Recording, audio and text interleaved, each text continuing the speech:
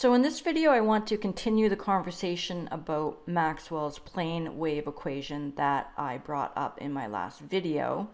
After having some very interesting conversations with you all on my YouTube channel, I felt that I would like to feed some of that information back into what I'm trying to say in my previous video. Okay, so basically what we're doing is we're comparing and contrasting Maxwell's plane wave equation and the picture associated with it, okay, and Euler's formula, okay, which can be used to generate something called a helix wave.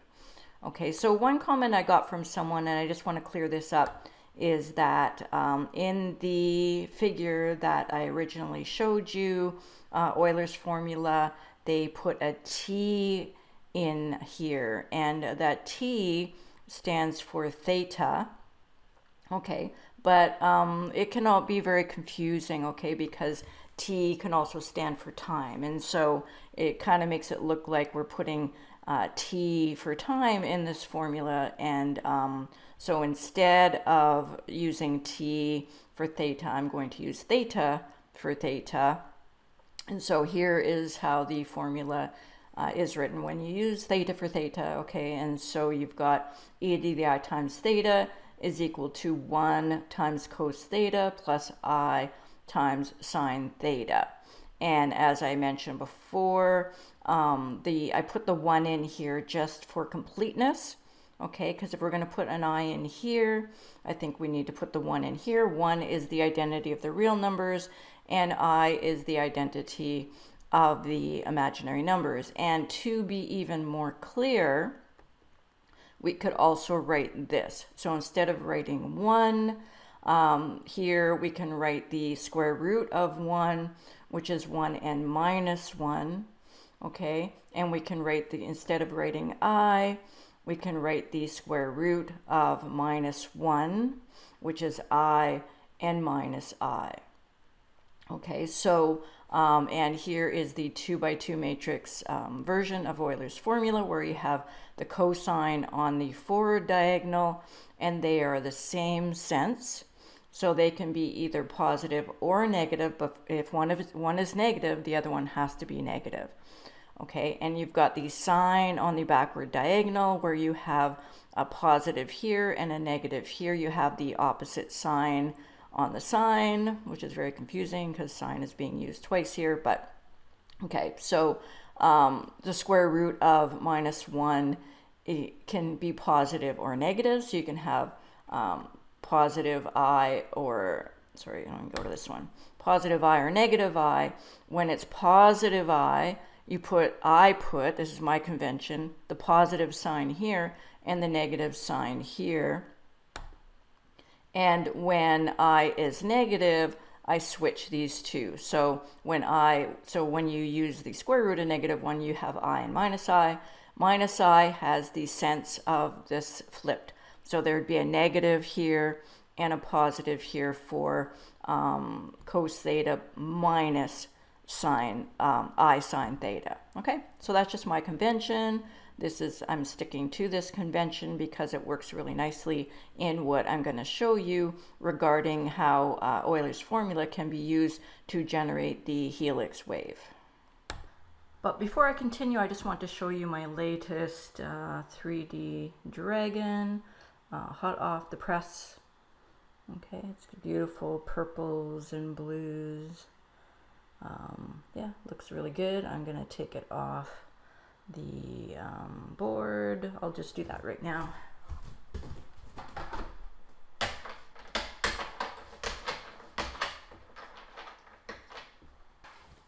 Okay, and there she is.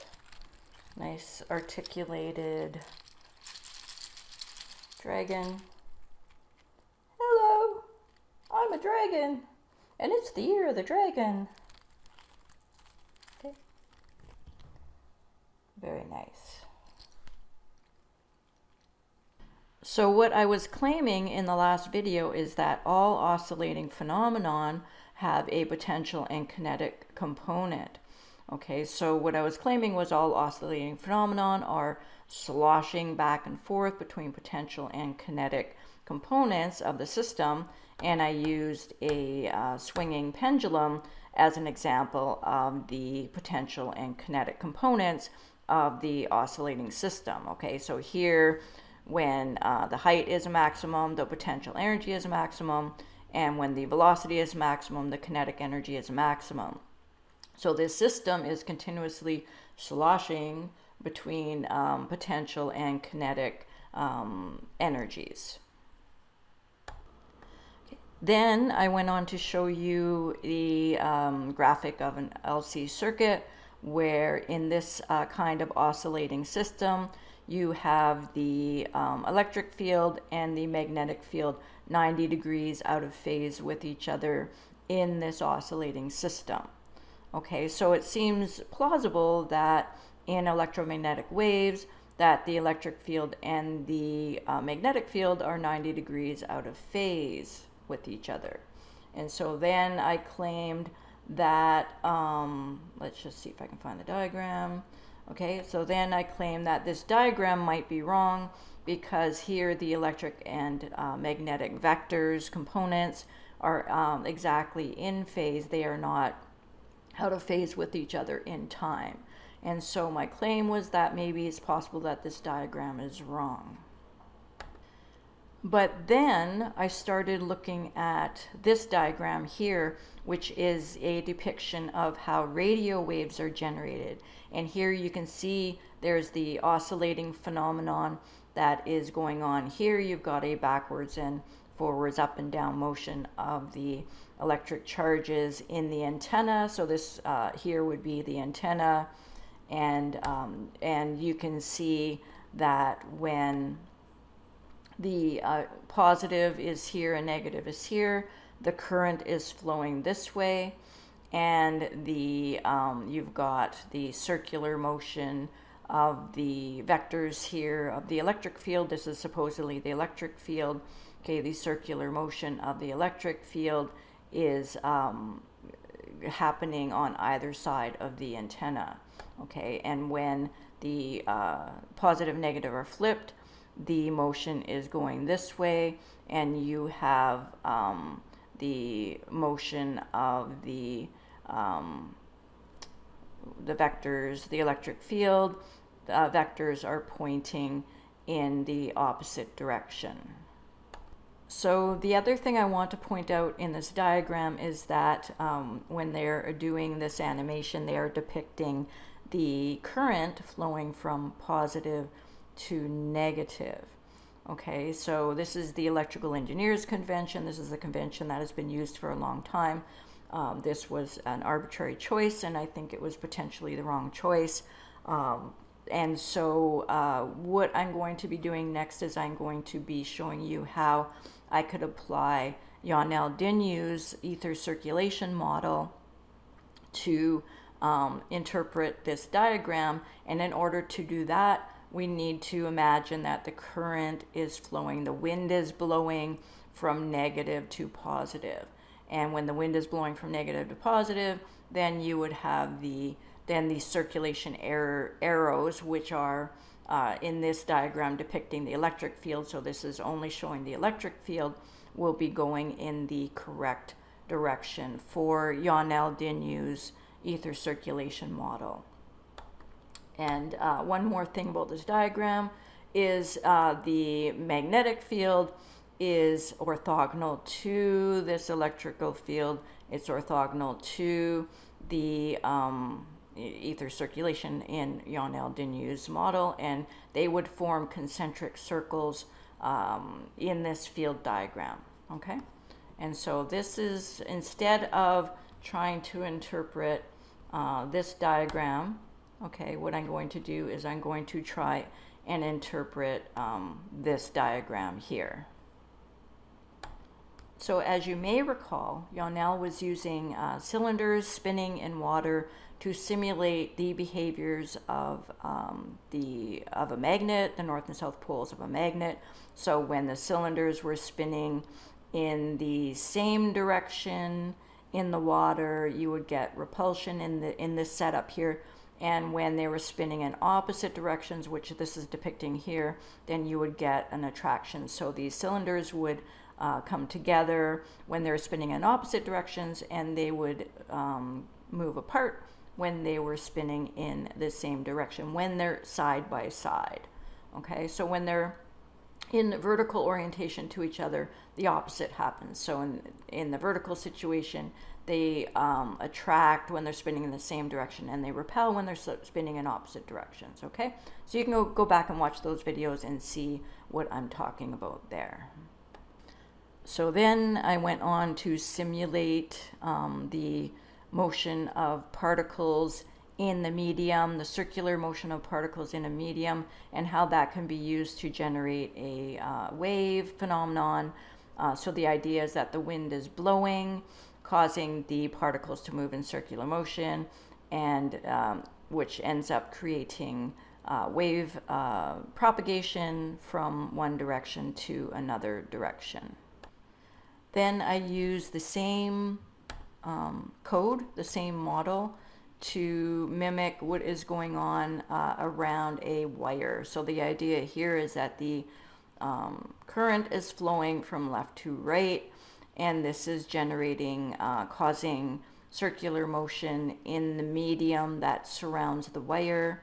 Okay, and then you end up with a wave that propagates from left to right. And so here we have, you can see the wave propagating from left to right along the wire, and you can see the circulation of the particles in the medium. The further away you get from the wire, the smaller the circles, but the circles are in phase with each other. And here I'm just showing you that this is going on, this will be going on all around the wire and not just on the top and bottom, but for the sake of simplicity of the animation, I only show what's going on at the top and the bottom. Okay.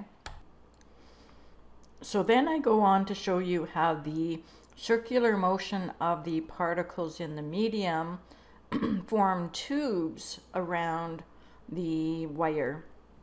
Okay, you can see here, like if you can follow this red particle or this one up here, you can see that the red particle is making circular motion and around this tube, and of course that is going on all around the wire. It's going or all around the wire.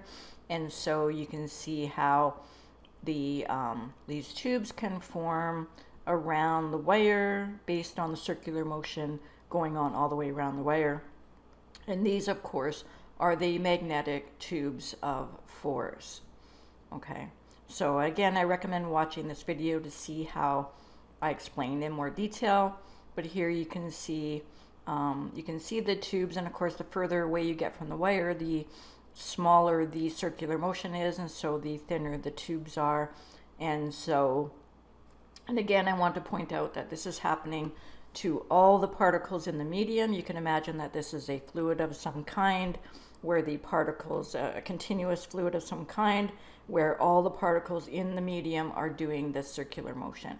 And so the tubes of force, the magnetic tubes of force, surround the wire in this case. And of course, this is a DC circuit. This is a constant circuit where the charge is not accelerating or decelerating along the wire. It is going at constant motion. So this forms a static magnetic field around the wire.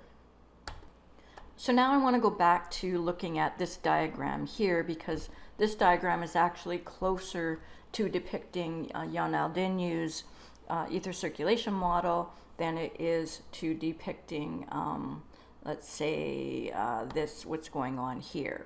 Okay, and so let's just have a closer look at this again. When we look at the static field diagram, you can see here are the electric field. These are the field vectors of the electric field, and these are the field vectors of the magnetic field. As you can see, the magnetic field is spatially orthogonal to the electric field. Okay, so the vectors of this electric field are orthogonal to the vectors of the magnetic field. And in this diagram here, you can see that we've got circular motion, cyclic motion, I guess you can say. It's no longer circular. It's no longer circular because because we have accelerating charges in this antenna and not constant motion charges. Okay, so you can imagine that the charges are moving back and forth in this wire. In Euler's model, he refers to it as ether wind. And so the ether wind is blowing back and forth, causing the particles in the medium to exhibit the circular motion. And because it's accelerating and decelerating, you have the circles changing size continuously, and that is why you see this pattern here. And so you can see in this diagram here, it looks like the wind is blowing from bottom to top, which creates clockwise like circulation to the right of the wire and counterclockwise circulation to the left of the wire. Okay, and then you've got, so that is in this part here. So this is just one cycle right here.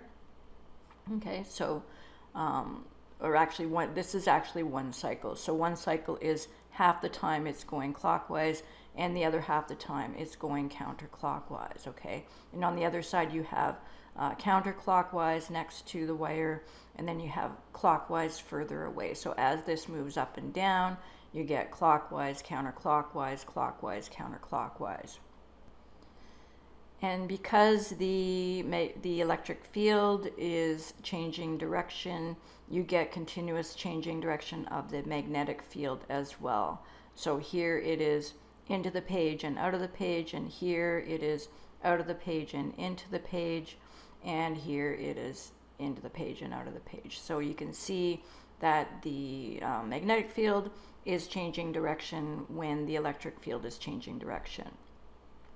Now what I want to do is I want to associate this part here, the electric field, with Euler's ether circulation model. So I want you to imagine that we have circles of motion of the ether going on as the wind is blowing this way, then the wind is blowing this way. It is creating circular motion in the ether, which is creating this pattern here. So this pattern here is actually the pattern of ether circulation in Euler-Deneu's model. And the reason it takes this shape is because we've got acceleration going on. It's not just constant motion. So when the charge is the fastest, you have bigger circles. And when the charge is slow, up here you have smaller circles. And so and down here you have smaller circles. So you have charges accelerating. When they change direction, they of course have to slow down and stop and change direction and move in the other direction. And so that is why we have this field pattern here. Okay, so in analogy to Euler's model, ether circulation model, these lines would correspond to ether circulation. And of course, these lines are the tubes that form around the wire as the circulation is happening. Okay.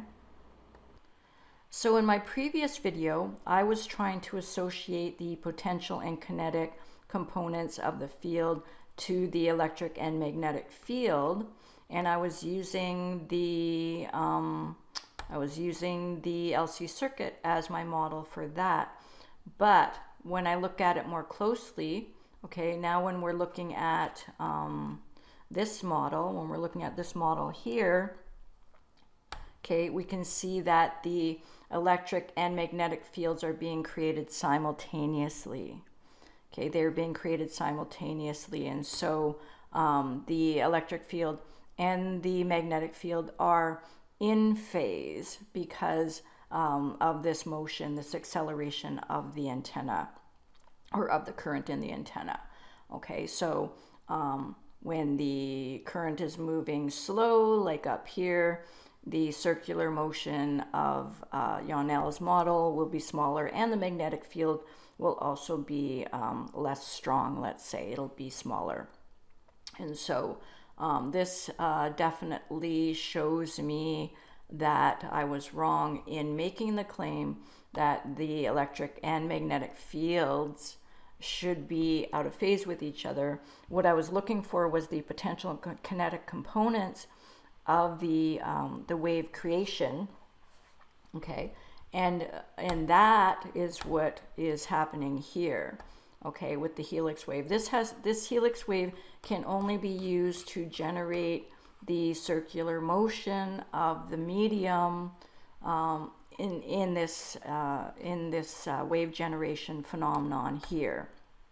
Okay, so I can use Euler's formula to generate the circular motion like I did in Yonel-Dinyu's animations to simulate this kind of this phenomenon here, which is wave propagation of radio waves, wave generation of radio waves. And so the potential and kinetic components of the system that I was looking for so that I could apply Euler's formula to simulate this is actually happening right here. Okay, this is the pendulum that's swinging that causes the circular motion to happen that creates both the electric field and the magnetic field simultaneously as depicted here. Okay, so this is my long way of saying I was wrong. I was wrong about this. Okay, this is the depiction. I'm still not sure about this depiction here. I prefer this depiction here just because I can relate to it. And so the potential and kinetic components of the system have to do with the medium. Okay, it has to do with the medium. And because of the denial of the medium by mainstream physics, then all we have left are fields. Okay, all we have left are fields. And so in Yonel-Dinyu's simulation, in the simulation that I did of his waves, the electric and magnetic fields are created simultaneously by something else. Okay, it's my opinion that fields do not create fields. Okay, it's commonly said that the electric field creates the magnetic field and vice versa. And without a medium, you have no choice but to think that. Okay, but with the denial of the medium, you have no choice but to think that a field creates a field. But when you model it as something else is creating motion in a medium, and that motion of the medium simultaneously creates the fields, and these aren't two fields, okay? These aren't two fields. These are two ways of looking at the one field. So let me go back to my animation here. Okay, this is one thing is going on here, Earth ether circulation. Okay, the particles are orbiting, are rotating, however you want to say it. Okay, and creating, so the charges are moving back and forth, creating ether circulation. Ether circulation is creating these field patterns, which we perceive as both the electric and the magnetic field simultaneously, depending on what we're looking at. So if we're looking at the ether circulation, then you see the electric field. If you're looking at the tubes, the orthogonal tubes of force that the circulation is creating, then you're going to see the magnetic fields. Okay, so a field does not create a field, in my opinion, and in my opinion, the fields are being created simultaneously, which is why they're in phase, in time, simultaneously by something else. Oh, I almost forgot. There is one thing I want to mention before I go. And there was one person that made a comment, and they asked the question, why do the fields pinch off? They appear to kind of pinch off in, as they exit the system. And so when I was playing around with the ether circulation model, I discovered something interesting. So here is the circular motion that I have going on, generating the surface waves on the surface of the water. And as you can see, the circles as the circle gets bigger, the wave gets bigger. So here's an example where I made the circle really big. And what happens when the circle gets really big, it kind of pinches off. Okay, you get this sort of pinch effect up here.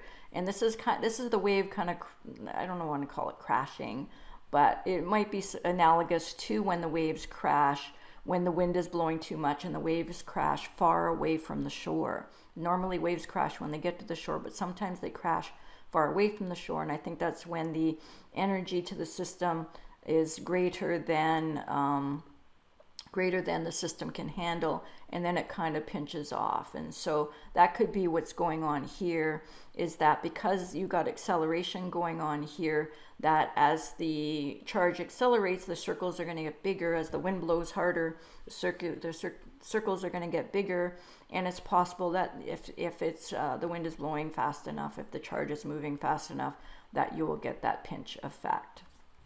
And so I just wanted to mention that. I almost forgot, but I think this is an important point, because we need to understand why do these circles of charge of the medium, why do they pinch off?